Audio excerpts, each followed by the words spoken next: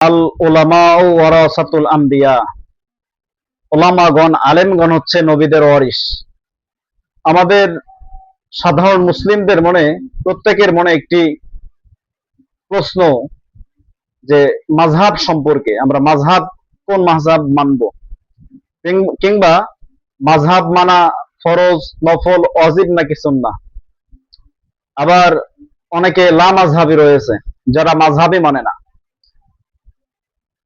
মাযহাব মানতে হবে কিনা এ সম্পর্কে আলেম ওলামাদের ভিতরে মত পার্থক্য রয়েছে, ইখতিলাফি মাসালা। আর এই ইখতিলাফি বিষয়গুলো নিয়েই আমরা একে অপরের উপরে কাদা ছোড়াছড়ি করি।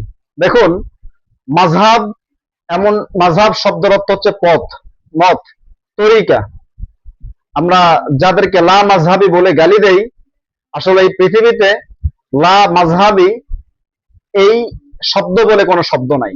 কারণ প্রত্যেকেই কোনো না কোনো মাযহাব, কোনো না কোনো পন্থা, তরিকা মান্য করে। বাংলাদেশে লা মাযহাবী এই পরিভাষাটা ব্যবহার করা হয় সালাফি আকীদার যারা, আহলে হাদিস যারা, তাদেরকে লা মাযহাবী বলা হয়।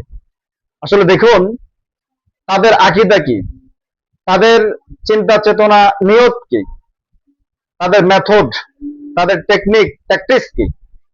তারা মূলত এমন ফতোয়াগুলো মানতে চায় যেগুলো কোরআন এবং সুন্নাহর আলোকে একদম পিওর, এবং কোরআন এবং সহিহ হাদিসের আলোকে যেই হাদিসগুলো মুতাওয়াত্তির এবং সহিহ পর্যায়ের, তারা জয়ীফ হাদিস থেকে দূরে থাকে এবং আমল করার চেষ্টা করে।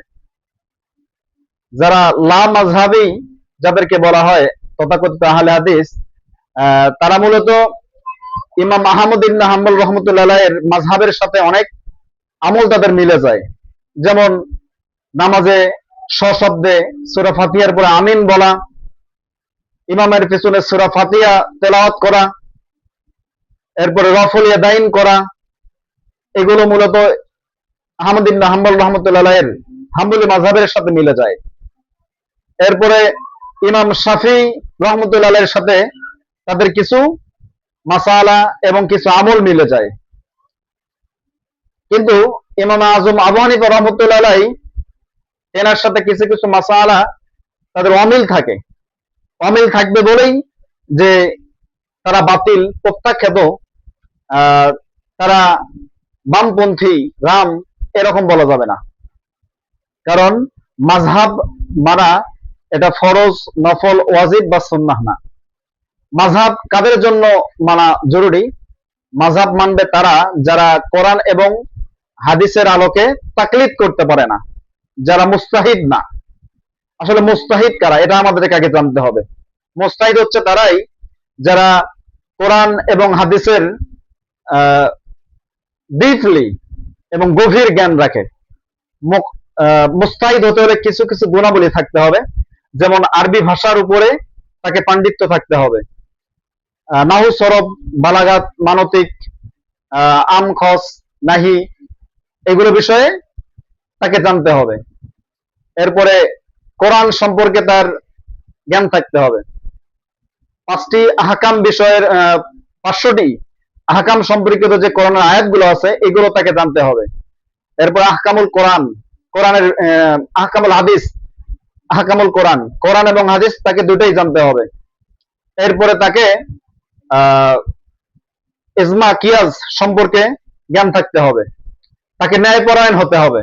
এই সকল বিশেষ গুণাবলী তার ভিতরে থাকা আবশ্যক, তবেই সে মুস্তাহিদ হতে পারে। তবে কোরআন এবং হাদিস থেকে বেছে বেছে সহিহ, জয়ীফ, শায, মুতাওয়াত্তির এই হাদিসগুলো পর্যবেক্ষণ করে এবং এগুলো থেকে সহিহ, মুতাওয়াত্তির পর্যাভুক্ত যে হাদিসগুলো আছে, এগুলোর উপরে সরাসরি আমল করা বৈধ।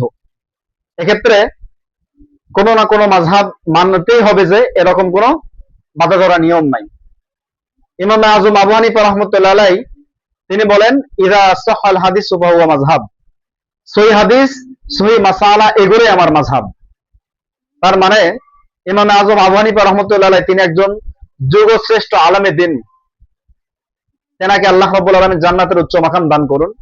তিনি নিজেও বলে গিয়েছেন যে আমার মৃত্যুর পরে তোমরা আমার নামে যেই সকল মাসালা, যেই সকল ফতোয়া পাবে, সেগুলো আগে জাস্টিফাই করবে, এগুলো সহি কিনা ভুল। যেগুলো সহি পাবে সেগুলো মান্য করবে, আর যেগুলো জয়ীফ পাবে সেগুলো বরখাস্ত করবে। এতে কোনো দোষ নাই। কেননা ইমাম আজম আবু হানিফা রাহমাতুল্লাহ আলাইহি, তেনার জন্ম হচ্ছে ৮০ হিজরিতে, এবং তেনার মৃত্যুর অনেক বছর পরে তার নামে মাযহাব চালু করা হয়। অনুরূপভাবে স্যার মাযহাবের কোন ইমামই নিজেদের নামে কোনো মাযহাব তৈরি করেন নাই। তার মানে একথা প্রতীয়মান হয় যে মাযহাব মানা জরুরি, কিন্তু ওয়াজিব বা ফরজ নয়। যারা সাধারণ মানুষ, যারা কোরআন হাদিসের সম্পর্কে গভীর জ্ঞান রাখে না, তাদের জন্য মাযহাব মানা জরুরি। আর লা মাযহাবি বলতে কোনো শব্দ নাই। লা মাযহাব কারা? যারা নাস্তিক, যারা আল্লাহকে বিশ্বাস করে না, শরীয়ত মানে না, ইসলাম কোন ধর্মই মান্য করে না, এরা হচ্ছে লা মাযহাব। তো আমরা এই বিষয়গুলো নিয়ে কাদা ছড়াছড়ি করব না। প্রত্যেকে সহি আমল করব এবং আল্লাহকে সন্তুষ্ট করার নিমিত্তে আমরা আমল করব।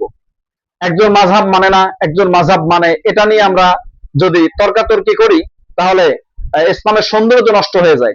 সাহাবীদের মাঝেও ইখতিলাফ ছিল, কিন্তু এতটা অন্ধ ইখতিলাফ ছিল না যে আমরা কেউ কাউকে গালি দেব, কারো মতকে অসম্মান করব, ভিন্ন মতকে শ্রদ্ধা করতে শিখবো আমরা। এটাই আমাদের ইমানের দাবি। আল্লাহ আমাদের বোঝার তৌফিক এনায়েত করুন।